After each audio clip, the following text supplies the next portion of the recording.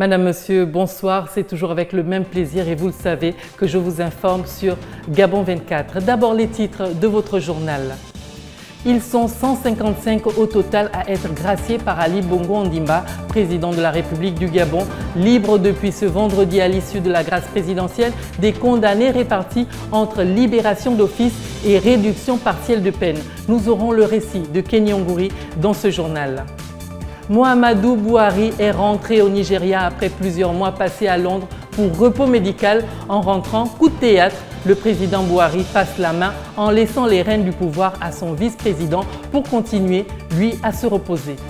La plus haute instance judiciaire de Corée du Sud a entériné vendredi la destitution de la présidente Park Geun-hye, poussée vers la sortie par un gigantesque scandale de corruption. Nous aurons les détails de cette affaire dans cette édition.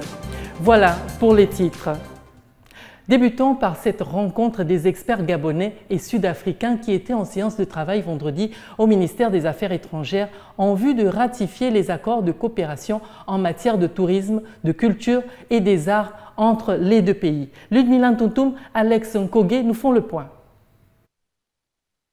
Booster le tourisme gabonais à travers l'expertise sud-africaine, c'est l'objectif de l'atelier des travaux des experts gabonais et sud-africains du tourisme. Une séance de concertation sur l'actualisation de la Convention sur le tourisme signée en 2003 entre les différentes parties. Un accord de coopération bilatérale qui peinait à décoller. Les experts vont tabler sur le tourisme et la formation, entre autres. L'enjeu principal, c'est que nous voulons maintenant passer à la phase de mise en œuvre de cet accord qui avait été signé en 2003. Jusqu'à présent, il n'y avait pas encore véritablement cette mise en œuvre-là. Au plan touristique, nous voulons vraiment que l'accord soit mis en œuvre. Donc c'est le véritable enjeu. C'est pour cela que nous, lorsque nous avons commencé les discussions, il était question de mettre en place un comité d'exécution de ce qui sera décidé après ces discussions. Nous savons très bien que le tourisme est lié à la langue anglaise. Comment est-ce qu'on peut faire pour que des Gabonais puissent aller faire des bains linguistiques en Afrique du Sud? Qu'est-ce que l'Afrique du Sud peut nous apporter aussi en termes de marketing touristique, en termes de stratégie touristique? Donc ce sont tous ces échanges, tous ces éléments-là que nous sommes en train de travailler depuis 1 heure de temps. Les résultats des travaux seront examinés et entérinés par les ministres du tourisme gabonais et sud-africain. Un nouveau départ pour le tourisme gabonais au moment où le Gabon veut diversifier son économie et que le pays regorge d'énormes potentialités touristiques. Après avoir séjourné au Gabon pendant 3 jours, la délégation congolaise, conduite par son directeur général de la Sécurité sociale, a eu une séance de travail avec Michel Mboussou, directeur général de la CNAMGS. Lambris Boubala, Hervé Obian nous font le point. Je puis vous assurer que le modèle gabonais d'assurance maladie est une référence en Afrique subsaharienne et nous ne pouvons que nous en inspirer, a déclaré Frédéric Maniens, responsable de la délégation congolaise, venu remercier Michel Mboussou, directeur général de la CNAMGS, pour l'accueil. Il convient de souligner ici, par-delà de toutes vos occupations, vous-même et votre équipe aviez apparu pour nous comme étant des frères des Lumières, dans ce sens que nous sommes des aveugles, nous cherchons un chemin et que vous êtes là pour nous montrer ce chemin. Beaucoup a été fait, mais beaucoup aussi reste à faire, a précisé Michel Mboussou. En venant nous voir, nous, que beaucoup considèrent comme les pionniers en matière d'assurance maladie, mais c'est avec beaucoup, pas de satisfaction, mais de crainte. Parce que nous avons apprécié les mots aimables que vous avez bien voulu prononcer il y a 2 jours en disant vous êtes un modèle, mais nous avons peur d'être un modèle, parce que le témoin a toujours peur de se dire, mais est-ce que je fais bien? À cet effet, une délégation d'experts de la CNAMGS se rendra au Congo dans les tout prochains jours pour participer à la déclaration officielle le 16 mars de la refondation du système de sécurité sociale du Congo. Et puis, fin de la caravane médico-chirurgicale de prothèse totale de genoux lancée il y a 3 jours par la Caisse nationale d'assurance maladie et de garantie sociale en partenariat avec l'hôpital de Dijon au centre hospitalier universitaire d'Ovendo. Un échange de compétences entre experts qui vient redynamiser ce secteur. Retrouvons une fois de plus Lambris Boubala avec Dorothée Afinizo. Une quinzaine de patients atteints d'arthrose de genou a été traités au centre hospitalier d'Ovendo à l'occasion de la 3e phase de l'activité médico-chirurgicale de prothèse totale de genou initiée par l'ACNAM-GS. Les travaux qui se sont refermés ce vendredi ont permis aux chirurgiens gabonais, grâce à l'expertise de Bertrand Boussin, chirurgien orthopédiste de l'hôpital de Dijon en France, d'acquérir tous les gestes devant permettre aux patients de recouvrer la fonctionnalité totale de leur genou. Les techniques actuelles imposent, n'est-ce pas, de mettre un dispositif à ce niveau qui permette en fait de commencer la rééducation précocement. L'objectif de l'opération est de permettre aux personnes handicapées frappées par une incapacité de mobilité de se mouvoir sans douleur. Tout ceci passe nécessairement par une méthodologie. Là, j'avais des douleurs, ensuite ça s'est empiré jusqu'à ce que le pied, le genou, je n'avais plus à fléchir. Maintenant, c'est une chance parce que en suivant la télévision, je regarde, on me dit non, il y a une caravane qui se passe à Libreville. C'était au mois de juin 2016. Mais quand j'ai fait le lycée, j'étais en retard. J'ai refait maintenant. Maintenant, j'ai suivi l'intervention là. Vraiment, c'est extraordinaire.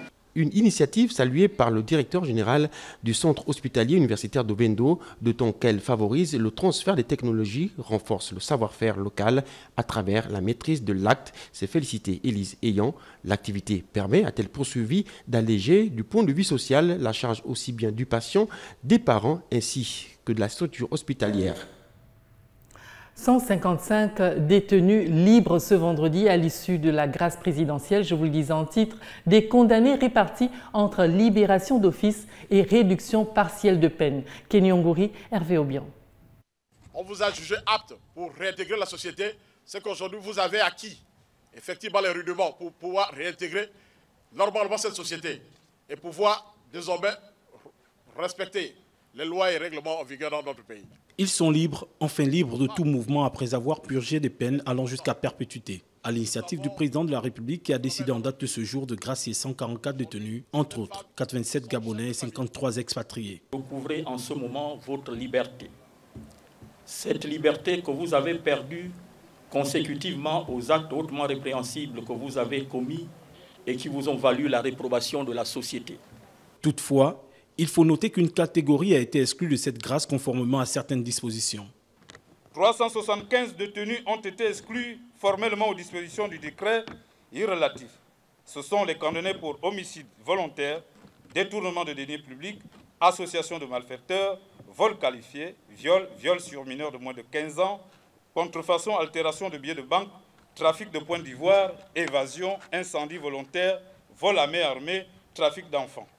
À cette date, il existe 2378 détenus à la prison centrale de Libreville pour 530 condamnations. Cette grâce concerne 155 individus, soit 29,25% des condamnés répartis entre les libérations d'office et les réductions partielles de peine. Le reportage qui suit est édifiant. Ils ont passé la quasi-totalité de leur vie en prison pour avoir été reconnus coupables de meurtre. Après avoir passé plusieurs années en prison, ils ont été graciés par le président de la République, Ali Bongo Ondimba. Retour d'abord sur ces histoires hors du commun. Regarde. Parmi les graciés de la prison centrale de Libreville ce vendredi, il y a des personnes dont l'espoir de recouvrer la liberté n'était plus possible. Des cas de condamnation de plus de 3 décennies pour certains, après avoir été reconnus coupables de meurtre. Le 9 novembre 1984, on m'avait accusé que j'avais tué mon oncle dans l'eau parce qu'on faisait la pêche, il était tombé dans l'eau. Le 9 novembre 1984, mon mandat de dépôt. Maintenant, on m'avait transféré à 1987. À Libreville, jusqu'à nos jours. Ayant usé de certaines techniques pour se défaire de leurs ennemis, certains l'ont payé cash. Depuis le 8 janvier 1997, pour assassinat, parce que j'ai fait les arts martiaux et je connaissais les points vitaux du corps de l'homme. Mais j'avais tapé quelqu'un à un point vital, ce qui avait donné la mort. Ça a alors été considéré comme un assassinat puisque je connaissais les points vitaux du corps de l'homme et que j'avais appliqué à un point vital. Aujourd'hui, ils ont pris le temps de comprendre ce qu'est un acte hautement répréhensible, de profiter des instants de vie et de liberté qui viennent de leur être offerts par cette grâce présidentielle pour servir de conseiller aux jeunes. Je voulais dire seulement que rester avec les petits-enfants, conseiller les enfants à la maison. Je suis un homme rassis qui connaît déjà le bien et le mal. C'est le même conseil que je donnerai aux enfants et aux petits-enfants, car la loi est dure. et qu'on ne s'amuse pas avec la loi. Ils avaient perdu tout espoir de liberté pour avoir été reconnus coupables de meurtre et cette grâce présidentielle intervient après avoir purgé pour chacun des peines de plus de 30 et 20 années de prison. Des peines qui furent difficiles, mais l'espoir de vie a prévalu et cette grâce vient redonner l'espoir de corriger, malgré l'âge avancé, certaines erreurs de vie et de jeunesse. Tout autre chose à présent, le 7e art gabonais connaît de plus en plus de difficultés au regard de son positionnement dans les grands rendez-vous du cinéma. La méconnaissance des règles et des normes filmiques en serait l'origine. Le reportage est de Larding Mamba. Réaliser un film est une chose, mais connaître les règles et les normes qui en découlent en est une autre. Au Gabon, bon nombre de personnes réalisent les œuvres cinématographiques sans pour autant connaître les critères et le langage filmique. C'est ce qui pourrait, entre autres, expliquer l'absence du Gabon dans les grands rendez-vous du cinéma. La norme est déjà non seulement une exigence personnelle. Je dois rechercher les techniciens, les acteurs et tout le contexte qui me permet de faire le mieux possible. Mais maintenant, il faut savoir aussi que quand vous envoyez votre film dans une rencontre où vous aurez vos pairs qui devront juger de votre œuvre, il faut savoir qu'eux aussi, ils auront une certaine exigence. Ça veut dire qu'aujourd'hui, un film, c'est une bonne image, c'est un bon son, c'est une bonne histoire, c'est de bons comédiens qui jouent. Les thèmes abordés dans les courts et longs métrages ne font pas le film. C'est plutôt l'expression qui constitue une production cinématographique. Parce que ce que nous faisons, c'est un travail universel. Il ne faut pas qu'un Chinois, quand il regarde mon film en Chine, ait besoin de prendre un billet pour venir au Gabon pour bien comprendre ce qu'il a vu. Il faut qu'en regardant le film, il comprenne clairement l'histoire que je suis en train de lui raconter. La réalisation d'une œuvre obéit à une multitude de principes. Pour les nouvelles générations, le temps permettra sans doute aux réalisateurs gabonais de produire des films de meilleure qualité et plus compétitifs qui pourront traverser les frontières du Gabon. Hors du Gabon, justement, cette fois au Nigeria, le président Muhammadu Buhari est rentré au pays après plusieurs mois passés à Londres pour repos médical, mais il a décidé de laisser les rênes du pouvoir à son vice-président pour continuer à se reposer. Gladys Maganga. Après 2 mois d'absence, le président nigérian Muhammadu Buhari est de retour dans son pays. Mais ce vendredi, alors qu'il descendait tôt dans la matinée de l'avion qui le transportait depuis Londres où il était en repos médical, il a annoncé qu'il laissait les rênes du pouvoir à son vice-président Yemi Osinbajo pour continuer à se reposer. Lors d'une réunion politique avec des membres du gouvernement et de son parti politique, le président a demandé au vice-président de continuer à exercer les fonctions de chef d'État afin qu'il puisse se reposer, mais il n'a toutefois pas indiqué si cette mesure s'appliquerait uniquement pour cette fin de semaine ou si la période de repos serait prolongée. Le président a toutefois jubilé sur la situation économique du pays et a remercié les Nigérians pour leurs prières et leur soutien pendant cet arrêt maladie. Dans son discours, il s'est déclaré heureux d'être de retour chez lui, tout en précisant qu'il pourrait avoir besoin de suivi médical dans les prochaines semaines. Rappelons que Yemi Osinbajo, vice-président du Nigeria, a dirigé le pays pendant l'absence du président élu selon les termes de la Constitution. Depuis janvier, il a notamment signé un accord de négociation avec les groupes rebelles de la région pétrolière du delta du Niger et mis en place un nouveau plan économique pour tenter de sortir le Nigeria de la crise économique qu'elle connaît à ce jour. Tunisair a cloué au sol ses avions durant plusieurs heures jeudi du fait des vives tensions entre pilotes et mécaniciens. Après un retour au calme, le président directeur général de Tunisair a annoncé lors d'une conférence de presse qu'il y aurait des poursuites. Marina Boissa. Tunisair a dû immobiliser ses avions au sol durant plusieurs heures jeudi en raison des vives tensions entre pilotes et mécaniciens. Une mesure spectaculaire pour une compagnie confrontée à des difficultés financières et sociales. Après quelques heures d'interruption, les activités ont repris de manière partielle et progressive dans l'après-midi. C'est un gros problème. Je suis ici depuis 6h30. Je dois aller à Bruxelles et le vol a été annulé. Maintenant, j'espère que le vol va partir. La démocratie signifie l'obligation de travailler et de négocier pour arriver à une solution. En matinée, elle avait annoncé la suspension jusqu'à nouvel ordre de tous ses vols, une mesure rare du fait de tensions depuis des semaines entre pilotes et mécaniciens.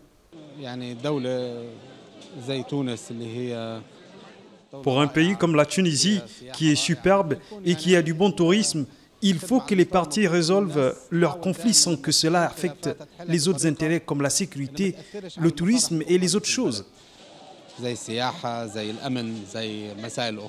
Le litige entre pilotes et techniciens porte plus généralement sur des questions d'uniformes. Une filiale de la compagnie a mis à disposition des mécaniciens de nouveaux uniformes semblables à ceux des pilotes, mais il n'y a pas eu de concertation au préalable. La compagnie a fait valoir que des discussions avec les parties syndicales avaient permis une reprise du trafic, mais elle a toutefois prévenu de la poursuite de perturbations en attendant une solution globale. L'actualité dans le monde débute par la Corée du Sud. Après des mois de turbulences politiques, la plus haute instance judiciaire de ce pays a entériné vendredi la destitution de la présidente Park Geun-hye, poussée vers la sortie par un gigantesque scandale de corruption. Charlène Flormeza. La plus haute instance judiciaire de Corée du Sud a entériné ce vendredi la destitution de la présidente Park Geun-hye, emportée par un méga scandale de corruption qui a paralysé le pouvoir à un moment de forte tension régionale. D'après la décision unanime des juges de la Cour, nous annonçons le verdict. Nous congédions l'accusée, la présidente Park Geun-hye.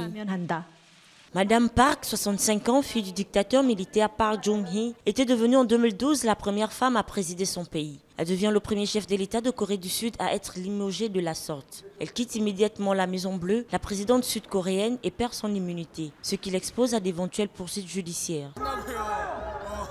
Tout d'abord, c'est une victoire, mais ce n'est pas la victoire finale. Il y a encore beaucoup d'abus à corriger. On doit se débarrasser de Hwang Kyo-han et on ne doit pas s'arrêter. On doit se battre jusqu'à ce que le gouvernement change selon le pouvoir du peuple. Des partisans du gouvernement sud-coréen, quant à eux, sont en pleurs après la décision de la Cour constitutionnelle d'entériner la destitution de la présidente. Nous n'acceptons pas cette décision, a lancé Cho Han-boo, 60 ans. Nous allons descendre dans la rue pour lutter jusqu'au bout. La décision unanime des juges de la Cour constitutionnelle signifie qu'une présidentielle anticipée doit être organisée sous 60 jours. En Allemagne, cette fois, plusieurs agresseurs armés de haches ont blessé jeudi soir 5 personnes à la gare de Düsseldorf, dans l'ouest de ce pays. Le récit de Charlène Flormeza. En Allemagne, peu avant 20h50 heure locale, un assaillant est sorti d'un train de banlieue armé d'une hache et s'en est pris aux voyageurs présents dans la gare, faisant 7 blessés dont 3 graves et 4 légers, a précisé la police. Après avoir annoncé dans un premier temps que l'attaque avait été perpétrée par plusieurs assaillants, la police qui a bouclé la gare et déployé des unités spéciales d'intervention a indiqué que son hypothèse préliminaire est que l'auteur a agi seul.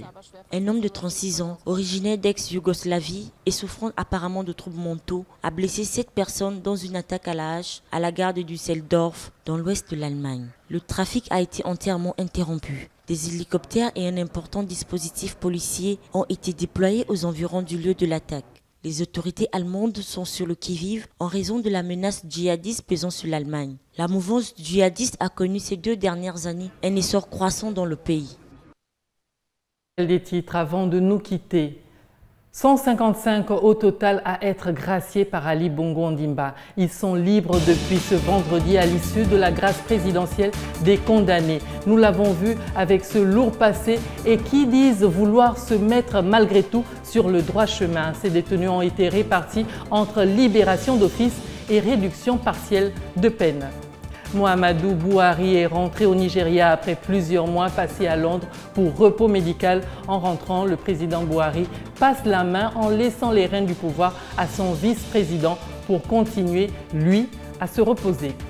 La plus haute instance judiciaire de Corée du Sud a entériné ce vendredi la destitution de la présidente du pays, poussée vers la sortie par un gigantesque scandale de corruption.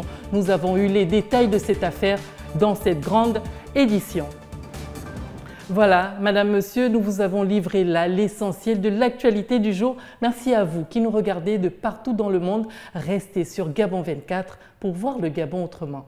Bonne fin de soirée à tous.